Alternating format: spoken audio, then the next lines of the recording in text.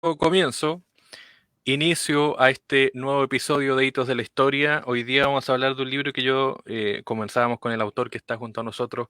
Es un libro fundamental, es decir, desde 2019, por ejemplo, se comenzó a hacer una revisión de la historia de la transición en Chile, con todo lo que ocurrió con el estallido social, lo que vino después. Y para entender esa transición, que muchos la critican o alaban, está este libro del cual vamos a hablar hoy día, se llama Crónica de la Transición, con foto además de un Patricio Elwin recién elegido, con banda presidencial en 1990, y que es un libro que fue reeditado ahora por Editorial Planeta, que le agradecemos además que enviara el ejemplar. Siempre ellos además nos facilitan los ejemplares, así que agradecemos. Pero está este libro, Crónica de la Transición, de nuestro invitado de hoy, es Rafael Otano, español de nacimiento, chileno me imagino por adopción, Sí, para hablar sobre su crónica de la transición. Gracias, Rafael, por aceptar la invitación. Bienvenido. bueno, gracias a ti por invitarme y por permitirme hablar del libro, ¿verdad? Que al fin y al cabo uno quiere hablar un poco de él. Dime. Claro, no, el libro, yo diría, bueno, es un libro extenso, eso sí, tiene más de 500 páginas, pero Sí, es esa historia que uno debería conocer, sobre todo con lo que ocurrió el 2019 en adelante, porque hay decíamos, una revisión, una crítica de algunos sectores, crítica además de algunos sectores que hoy día son gobierno, criticando la transición chilena. Me gustaría, antes de ir al libro, ¿en qué momento decides tú publicar este libro? ¿En qué estabas? ¿Por qué decides lanzar esta bueno, publicación? yo estaba editor de la revista ABSI, que era una revista importante en aquel momento, importante dentro de lo que era la oposición al régimen de Pinochet, ¿no? Entonces, yo volví de España al final del año 89 y me ofrecieron ser editor de ABSI. Yo había sido el primer editor de ABSI el año 76, por lo tanto, algo conocía de estas aventuras, y el año 89, ya cuando recién elegido Elwin como presidente, me hice cargo de la edición de APSI, ¿no? Entonces, y luego yo nunca había trabajado en el aspecto político, sino en el aspecto cultural. Tenía más bien teatro, cine, libros. Eso era mi territorio más habitual. Pero, como sucede en las revistas, que no tienen demasiados recursos, en un febrero no había gente para cubrir el tema de esto de política, y tuve que entrar yo porque era el editor, y el editor puede hacer cualquier cosa, ¿verdad? Entonces, ahí fue cuando hice un reportaje, La moneda por dentro, me acuerdo, y Carlos Orellana, el editor de la editorial Planeta, me dijo: oye, me ha gustado mucho muy bien, le había gustado el artículo, pero estaba bien. Y me dijo: ¿por qué no haces una crónica de la transición? Dice, la transición va a terminar en un año y medio como mucho, me dijo. Y eso era la impresión. Después del informe Rettig, la impresión era que la transición iba a ser relativamente rápida. Bueno, ya sabemos que esto no fue así, y en vez de 6 o 7 meses que creía que iba a trabajar en esto, tuve que trabajar 3 años y medio. Yo soy muy lento también, no me pongo como ejemplo de nada, soy muy lento, pero tuve que hacer 87 entrevistas de 2 horas y media, algunas de ellas. Es decir, tuve que trabajar mucho para conectarme un poco con la gente, porque otros autores con mucha razón ya me tenían mucha ventaja, porque ellos conocían perfectamente los personajes, yo no los conocía. Y fue muy interesante, y fue mi inicio en la carrera del periodismo político. Bueno, es interesante además el libro porque uno se sumerge, comienza a leerlo y no lo deja, porque es rememorar los 80, los 90, con esta crónica de la transición de Rafael Otano. Pero hay un punto de partida, y tú el punto de partida lo lanzas en el libro, en este hotel, el Tupahue, Tupahue. claro, lo paradoseas como la hora cero. ¿Qué ocurrió en los 80 en ese hotel? ¿Quiénes se reunieron y cómo se da inicio a la Bueno, transición chilena? eso fue el año 84. Para cualquier fenómeno histórico, uno tiene que fijar el principio, porque si no fijas el principio, no sabes de qué estás exactamente hablando. Entonces yo me obligué a poner un inicio a esa historia. Y entonces decidí, aconsejado por otras personas, claro, hay que tener en cuenta que yo conversaba con mucha gente, y por lo tanto me aconsejaron ellos. Entonces vi que el inicio de la transición era en el Hotel Tupahue, en un seminario el año 1984, en julio de 1984. Y bueno, ¿qué pasó ahí?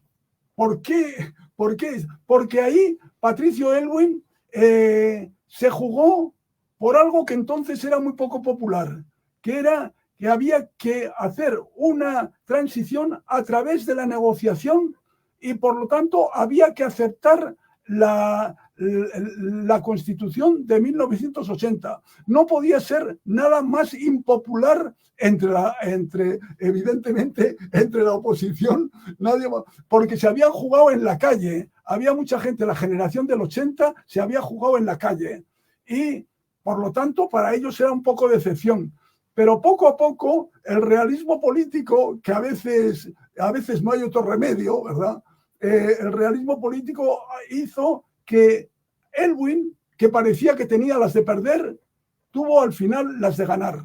Bien, y yo tengo la teoría de que si comenzó con la aceptación táctica, evidentemente, de la Constitución de Pinochet, tenía que terminar la transición con el final de esta Constitución.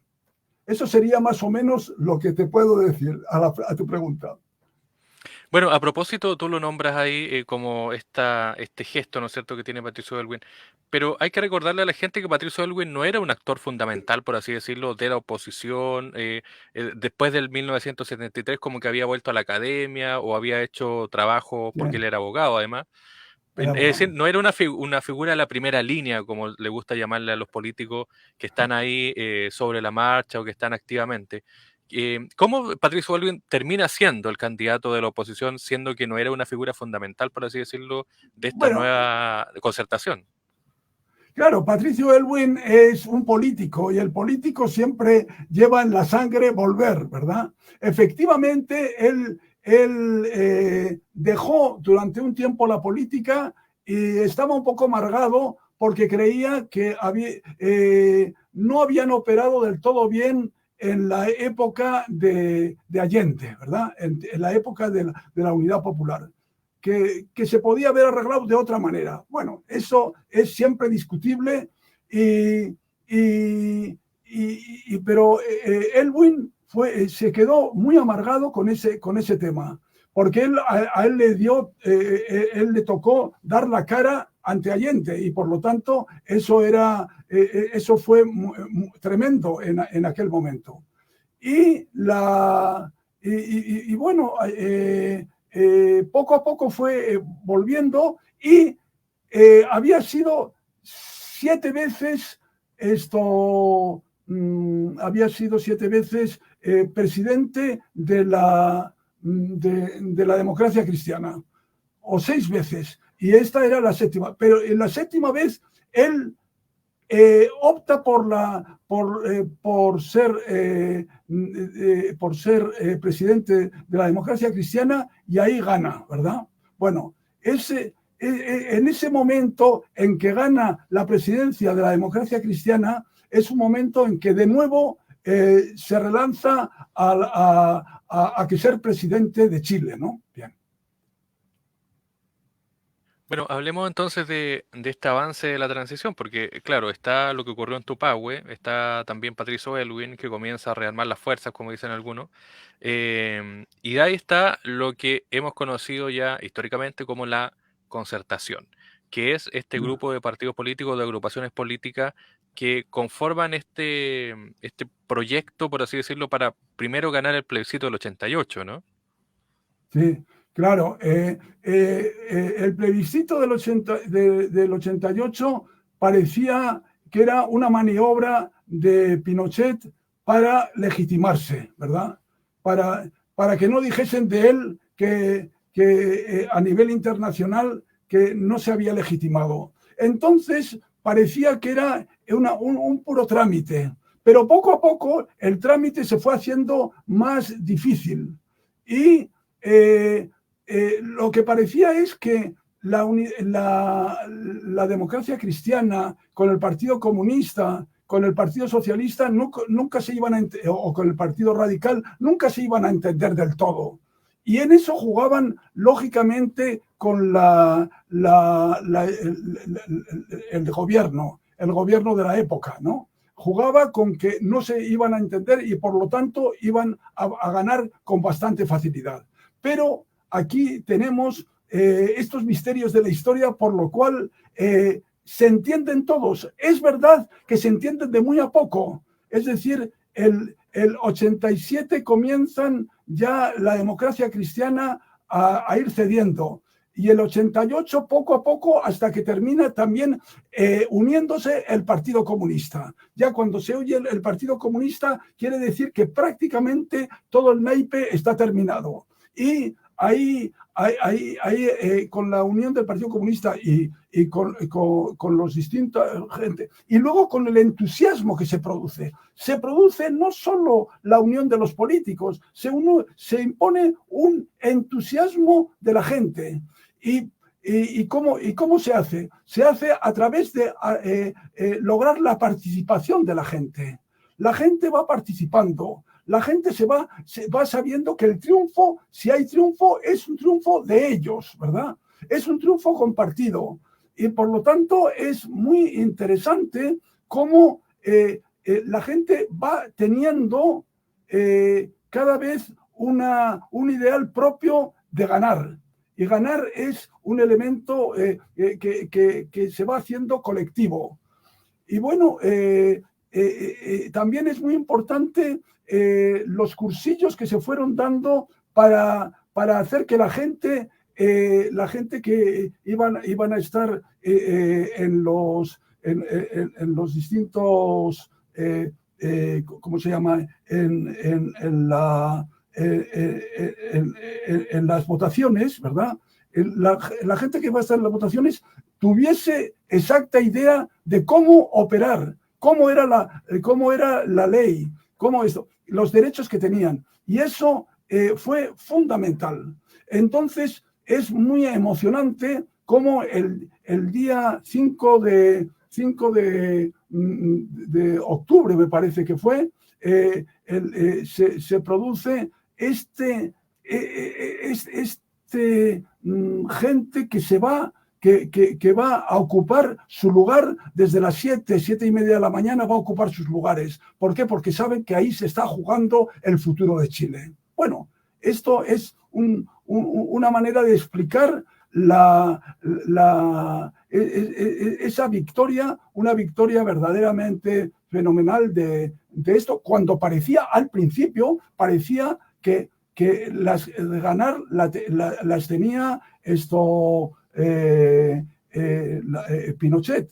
Y incluso yo recuerdo gente del país que decía, no, si la ha convocado Pinochet, quiere decir que va a ganar Pinochet. Pinochet no va a convocar, después de 16 años, no va a convocar un plebiscito para perderlo. Y eso parecía lo normal. Y sin embargo, ahí fue una gran hazaña, del pueblo chileno en ese sentido. Claro, y además estamos hablando con Rafael Otano, que es autor de este libro. Ahí está, Crónica de la Transición, de Editorial Planeta, que apareció hace poco el libro. Ahí está, son más de 500 hojas, como decíamos, sobre esta crónica, avance de la transición chilena. Está relatado también aquí algo interesante, que es un dato que se aporta desde adentro, por así decirlo, en cuanto a la campaña por el no, que es esta campaña que se hizo tan masiva, ¿no es cierto? Hoy día es histórica, muchos quieren decir yo participé en la campaña del no, los rostros y todo eso, pero hay figuras fundamentales, está Juan Gabriel Valdés, está José Manuel Salcedo, y tú relatas acá en el libro que la campaña, por así decirlo, fue una campaña más publicitaria que política. De hecho, los creativos se reunieron con los políticos y los políticos quedaron en blanco, Claro, pensando que era una broma, algo así lo que le estaban claro, presentando. claro. Efectivamente, era el momento en que la publicidad se iba metiendo en la política, ¿verdad? Y entre la publicidad y la política había que tener un diálogo. Sin ese diálogo con la publicidad, no era posible hacer en ese momento ya política. La política ahora, que esté unida a la publicidad, no nos parece nada escandaloso. Pero entonces era escandaloso, ¿por qué? Porque se quería salir de la dictadura y se quería salir con todas las armas limpias, no apelando a la publicidad, que parecía una cosa no del todo recomendable. Entonces, efectivamente, se reúnen ahí. Pero hay un personaje que quiero resaltar, que es Edgardo Benninger. Edgardo Benninger es el cerebro de la transición. Y es cierto que la gente que trabaja directamente en el plebiscito, en el triunfo del plebiscito, se unen entre sí, son demócratas cristianos, son socialistas, son de distintas procedencias y son radicales también, de distintas procedencias, y ahí se arma bien. Pero hay que tener en cuenta que el cerebro, el mejor cerebro, creo yo, de la transición es Edgardo Benninger. Para bien o para mal, alguien le puede criticar. Todas las transiciones son criticables. Las transiciones no son el ideal de lo que uno quiere. Uno tiene que ceder en algo, porque toda transición al final es una negociación, ¿verdad? Yo venía de España, de la transición española, que también no tuvo otro remedio que ser una transición, una negociación. Bueno, llega finalmente Patricio Aylwin al poder, es decir, gana el 88 el plebiscito el no, viene el 89, todo este proceso en que se comienza, por así decirlo, a negociar, como tú lo decías, es una negociación, Claro. y llega el 90 Patricio Aylwin, pero hay también en el libro, de hecho, capítulo 6, página 110, el gabinete de Aylwin y la línea Maginot, es decir, era un gabinete obviamente, por así decirlo, muy pensado, muy trabajado, pero además se definieron al tiro las líneas que se podían o no cruzar, ¿o no? Es decir, líneas que se podían Exactamente. cruzar en la transición.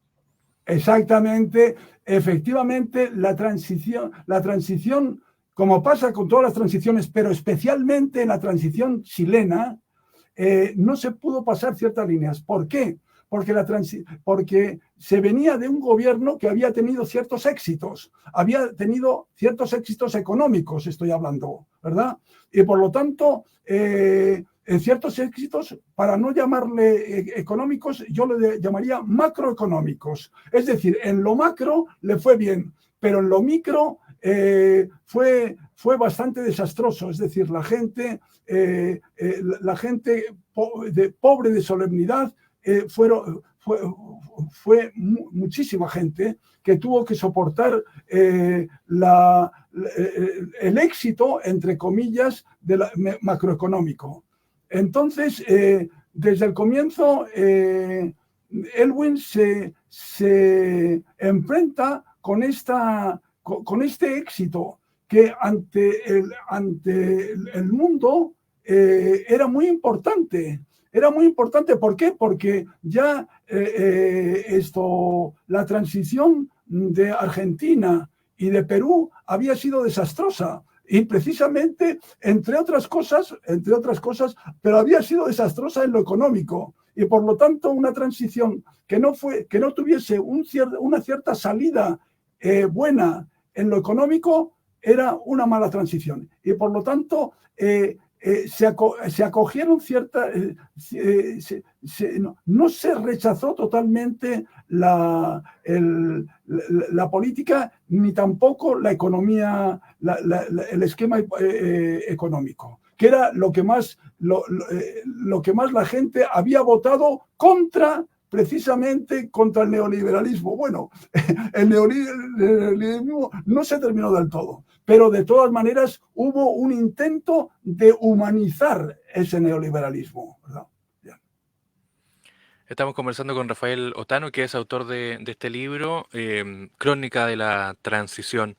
Hay algo que el 2019, decíamos al inicio, se transformó también en una revisión histórica de lo que había sido la transición. Es decir, hubo gente que atacó duramente lo que se había hecho ahí, y entre otras críticas fue también lo que se dejó de hacer consciente o inconscientemente. Tú relatas acá en el libro cómo, por ejemplo, las agrupaciones de familiares de detenidos desaparecidos, es decir, todos los grupos asociados a las violaciones de derechos humanos que buscaban verdad y justicia, rápidamente se encontraron con un gobierno, sobre todo el de Elwin, que empezó a ceder a las presiones de los militares, de la derecha, y también a dejar un poco de lado a este grupo que había sido parte fundamental para que ellos llegaran al poder. ¿Cómo reacciona Elwin y el gobierno de Elwin frente, por ejemplo, al informe Rettig, a la relación de la violación de los derechos humanos en dictadura, y cómo también sellaron este pacto de silencio en algunos casos? Bien, ante todo, cuando llega Elwin al poder, todo está muy complicado. O sea, yo sé que visto desde ahora todo parece fácil, pero la verdad que era un poco complicado. Y bueno, ahí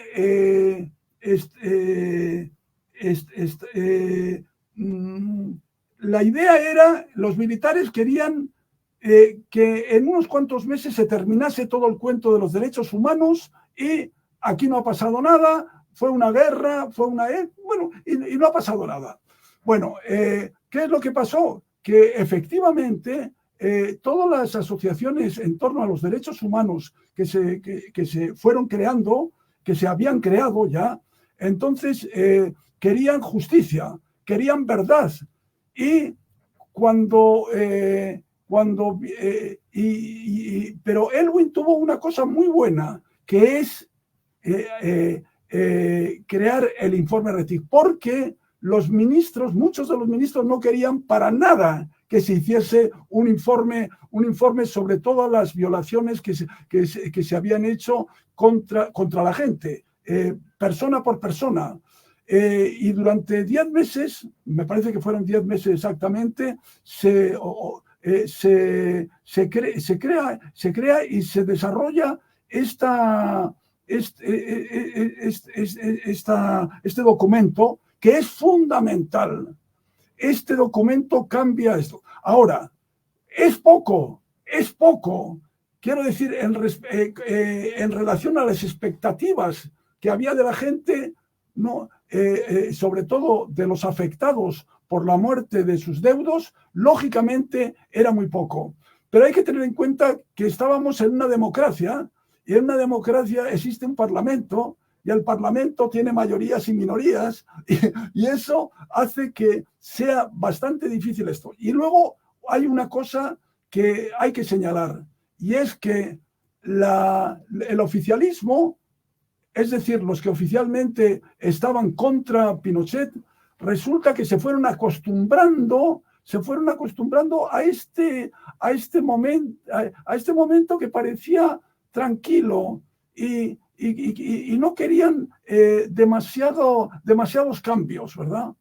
Entonces, yo siempre recuerdo de uno de los miembros de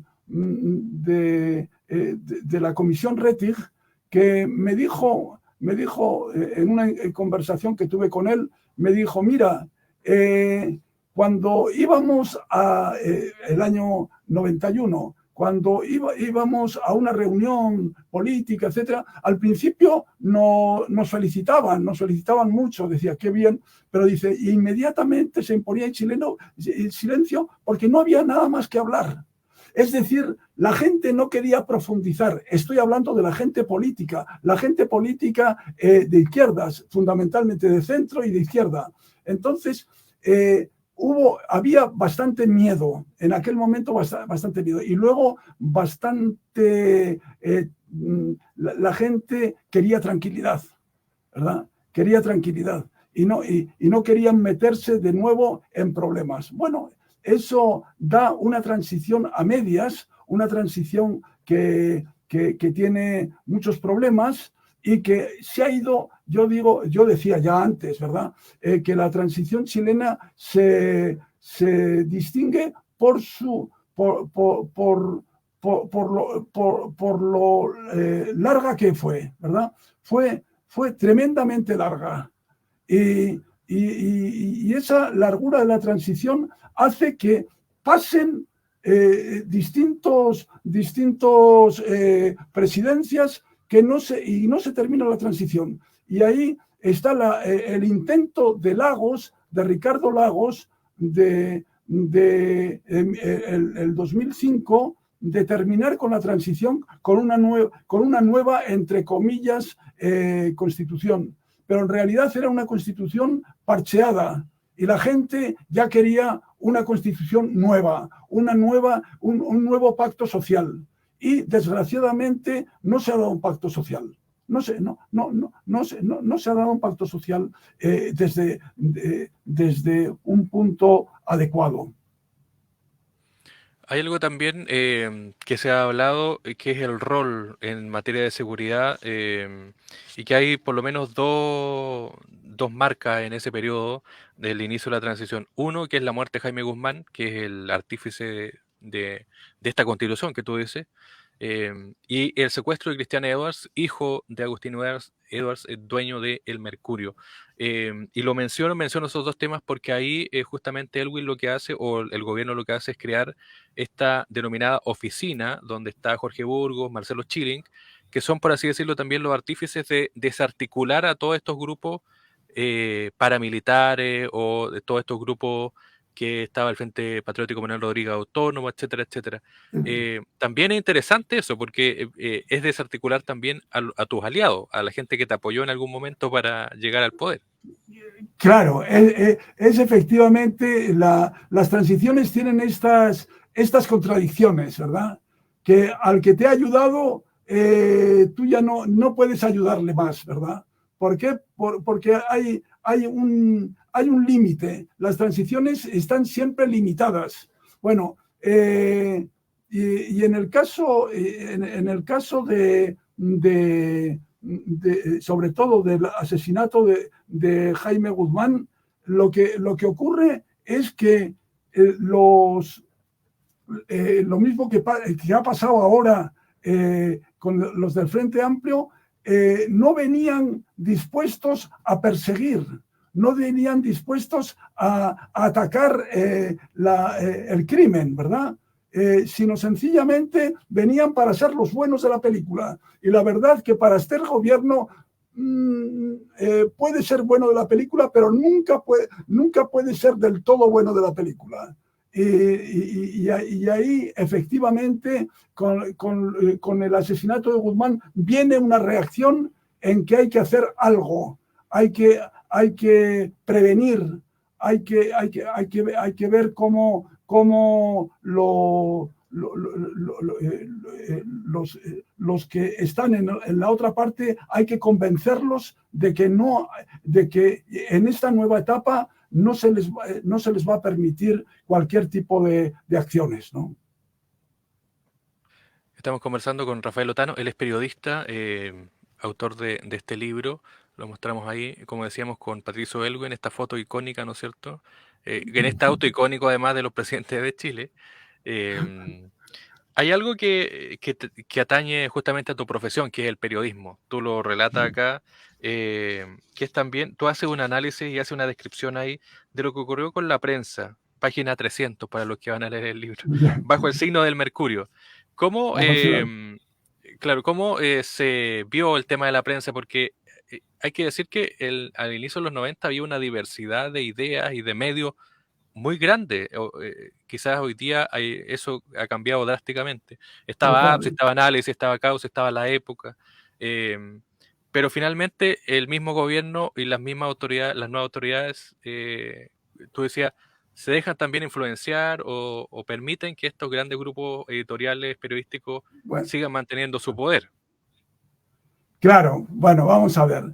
Ahí estaba el famoso duopolio del que tanto se ha hablado, que yo creo que la palabra duopolio comienza al comienzo de los 90, al año 91-92. Es la primera vez que yo empleé la palabra duopolio, al menos. Entonces efectivamente, había una ventaja de estos grupos, y sobre todo tenían la ventaja de la publicidad del Estado. Y ahí estaba un tema muy importante. El Estado había cambiado de titularidad, es decir, estábamos caminando en una democracia, y por lo tanto el Estado se iba a seguir favoreciendo al Mercurio o a La Época, o a Copesa, ¿verdad? Bueno, eso era un tema muy, muy grave que en aquel momento se planteó con mucha fuerza, ¿verdad? Ahora, la verdad es que el Mercurio fundamentalmente jugó muy astutamente esto. ¿Por qué? Porque de alguna manera se alió con Tironi, con Enrique Correa, o sea, con Ernesto Tironi, con Enrique Correa, y esa alianza dio que el Mercurio tuviese un trato casi como el que había tenido antes, ¿verdad? Entonces, y sin embargo, las revistas que habían sido de oposición y que se la habían jugado, de alguna manera se la habían jugado, y algunas se la habían jugado mucho, todas se la jugaron mucho, pero algunas se la jugaron más, la revista Análisis, la revista APSI, en que yo trabajé, ¿verdad? Todas estas revistas, la revista, ¿cómo se llama? No me acuerdo ahora. Todas estas revistas tuvieron un momento en que parecía que iban a subir con este nuevo régimen. A mí, desde el comienzo, me di cuenta de que no, porque en España, por ejemplo, todas las revistas que habían sido importantes durante la transición cayeron al cabo de un año o 2 años. Cayeron. ¿Por qué? Porque la gente compraba esas revistas a veces con mucho fervor y mucho ardor. Las compraba porque eran de oposición, pero cuando no eran de oposición ya no tenían tanto chiste, ya no tenían tanta gracia, ¿verdad? Entonces aquí pasó algo parecido. La revista, por ejemplo, la revista APSI, de la cual yo puedo tener más vivencia, terminó en septiembre del 95, ¿verdad? Bueno, y las demás más o menos, La Época mismo cae, ¿verdad? Cae al final de los 90.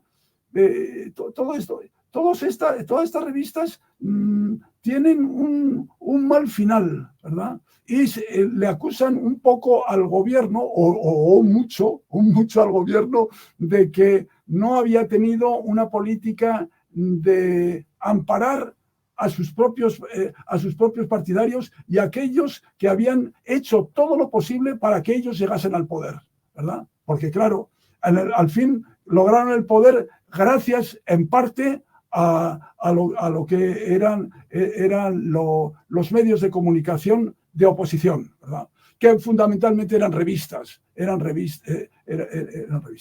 Bien. Por último, Rafael, viene Frei Ruiz Tagle, viene Lagos también. Este Lagos, ¿no es cierto?, que es el primer presidente socialista elegido democráticamente después de Allende. eh, y- pero hay un hecho que yo diría marca también la transición, que es la caída de Pinochet. Cuando tú lo relatas también en el libro, comienza a caer no solo por el tema de los derechos humanos, que era algo que estaba pendiente, porque recordemos que él fue senador designado en plena transición, Claro, eh, claro. sino que lo detienen en Londres, comienzan los procesos judiciales, pero acá en el libro está muy detallado cómo él comienza a caer desde lo económico, cuando encuentran que esta Claro. persona que se ha robado dinero, se ha llevado dinero al extranjero y crea múltiples cuentas bancarias. Podríamos decir que es como un antes y un después la caída de Pinochet, que marca también la Sí. transición. Yo creo que también marca esto, ante todo, ver que Pinochet era un corrupto. Eso es tremendo. Digo, para los partidarios de Pinochet es tremendo. Y para el ejército, yo me imagino que también la gente honesta del ejército, de las Fuerzas Armadas, toda la gente se debió escandalizar y debió perder la adhesión fuerte y sobre todo la gente que estaba a favor de Pinochet y que consideraban que Pinochet no era como los corruptos políticos, ¿verdad? Resulta que Pinochet era al menos tan corrupto como los más corruptos de los políticos. Por lo tanto, no podía hablar. Entonces, Pinochet, efectivamente, desde ahí ya hay una caída de su imagen. Una caída, ya nadie puede hablar de Pinochet como que fuese el bueno de la película, ¿verdad? Y se produce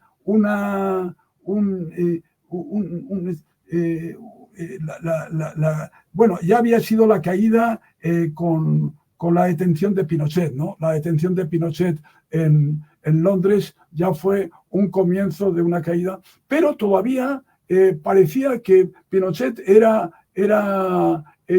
perseguido por los europeos, por el comunismo, por no sé por quién.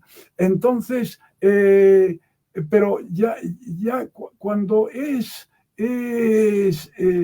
cuando se ve que él era corrupto, ya no había nada que hacer, ¿verdad? Y entonces, bueno, efectivamente, hay un paralelo con la corrupción que luego va a venir, sobre todo cuando se descubre que los partidos estaban subvencionados, todos los partidos de derecha e izquierda estaban, o no, diré casi todos, no quiero decir todos, no, es una palabra que no hay que emplear en estas ocasiones. Casi todos los partidos están subvencionados por las grandes empresas y eso ya produce un efecto muy tremendo y que yo creo que es una de las razones por las cuales el estallido tiene algún sentido también político. Tiene varios sentidos, pero tiene un sentido político también, ¿verdad? ¿Qué le podría decir a alguien que está buscando una lectura y que está tratando de entender la transición? Es decir, ¿con qué más se va a encontrar el lector? ¿Con qué ideas también centrales que tú quisiste poner aquí podríamos destacarla? De hecho, este es un trabajo no solo propio, individual, sino también hay un trabajo colectivo para poder ir haciendo Claro, entrevistas, para poder haciendo claro, la redacción también. claro, sí. Pero yo lo que le diría que nunca hay que idealizar la política, ¿verdad? La política es algo duro, fuerte y es humano. Y por lo tanto, en lo humano siempre que quedan miserias, ¿verdad?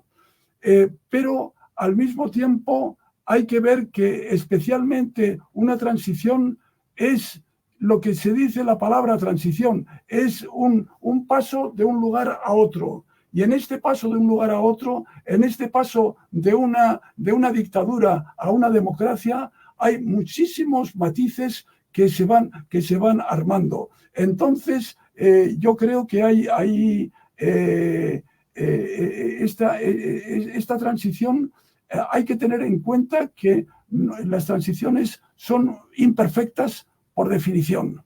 Y si se considera que tienen que ser perfectas, les va a ir mal. En España, por ejemplo, Franco, cuando murió Franco, se vio que no tenía una constitución, ¿verdad? No había tenido voluntad de constitución. ¿Por qué? Porque él no quería atarse con nada, ni con su propia constitución. Entonces, en el caso chileno, estaba ya una constitución y había que echar esa constitución y no se pudo y no se ha podido y ojalá se pueda echar cuanto antes esa constitución. ¿Por qué? Porque una constitución es una nueva respiración de la gente. Yo recuerdo cuando en España se hizo la nueva constitución, no cambiaba nada aparentemente, pero cambiaba algo. Teníamos unas reglas de juego y sobre todo había una norma de convivencia, ¿verdad?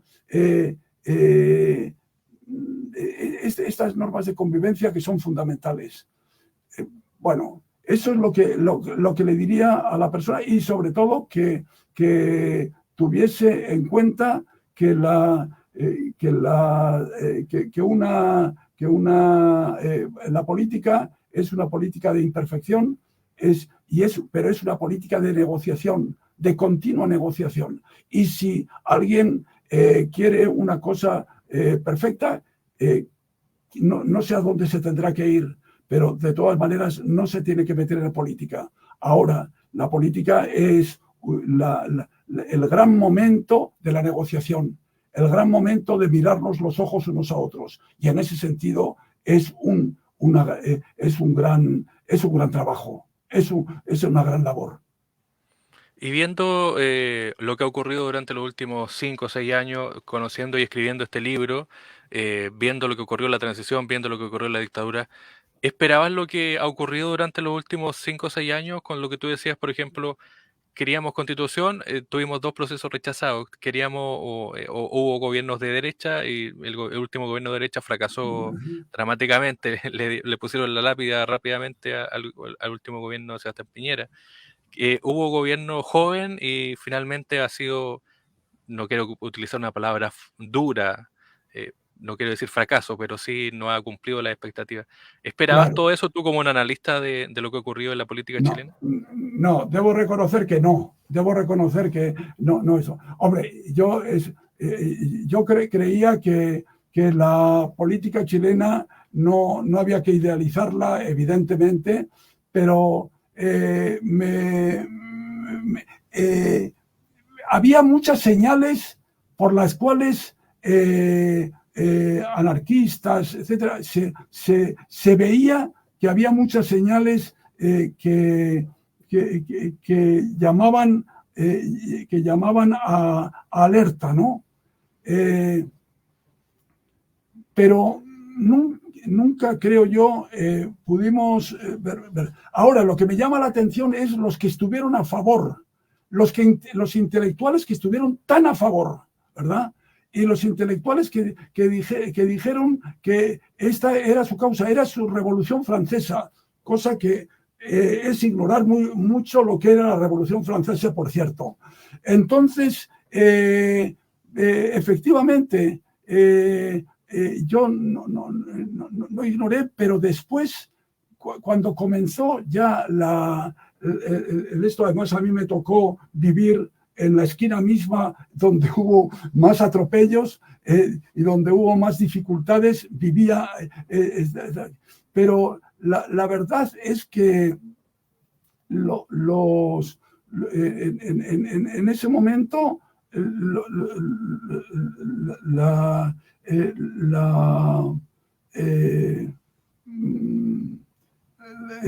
había una gran confusión en la gente, ¿verdad?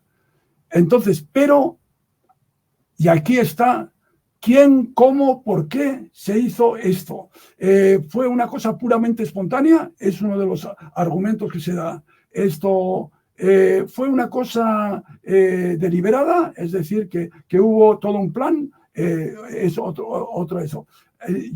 A mí lo que me llama la atención es que no se haya investigado adecuadamente. Es decir, que el periodismo entre los cuales estoy yo, los periodistas entre los cuales estoy yo, no se hayan preocupado mucho más de saber qué pasó ahí, qué pasó, quiénes, cómo, por qué. Todo eso yo siento que no está suficientemente estudiado ni suficientemente respondido. Bueno, eso es algo que creo que es un debe del periodismo y de los historiadores actuales. Se necesita, y los sociólogos y la gente que está en torno a eso. Es decir, no se trata de solo ir como se venía a la plaza, a la Plaza Italia y hacer unas declaraciones. No.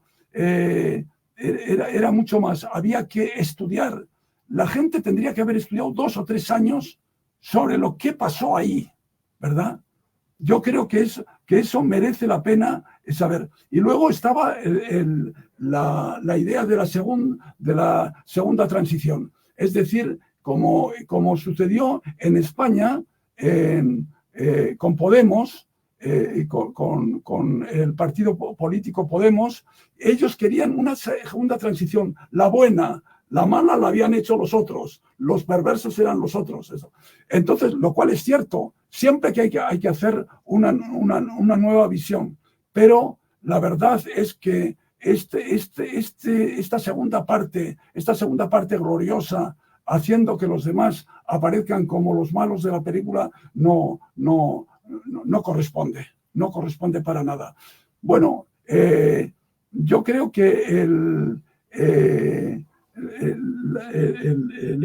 Frente Amplio, que entró con muy buenas intenciones y cuyas intenciones no pongo en duda para nada, ¿verdad? A pesar de todas las cosas, todos los tropezones que han tenido en estos 2 años, yo creo que todavía puede tener una pequeña resurrección, ¿verdad? Ojalá tenga una pequeña resurrección. Rafael Otano, autor de este libro, Crónica de la Transición desde el año 84 al 2006. Está ahí este libro para que lo puedan adquirir, de editorial Planeta además, ahí está, con esta tapa. Bueno, Rafael, gracias por el tiempo, gracias por conversar con nosotros y contarnos de este libro que yo diría es pieza fundamental para entender la historia de Chile de finales de los 80, principios de los 90, y cómo hemos llegado a lo que estamos viviendo hoy día, 2024. Claro, como tiene una pequeña actualidad todavía, ¿verdad? Oye, bueno, gracias por la entrevista y nada, muy agradecido.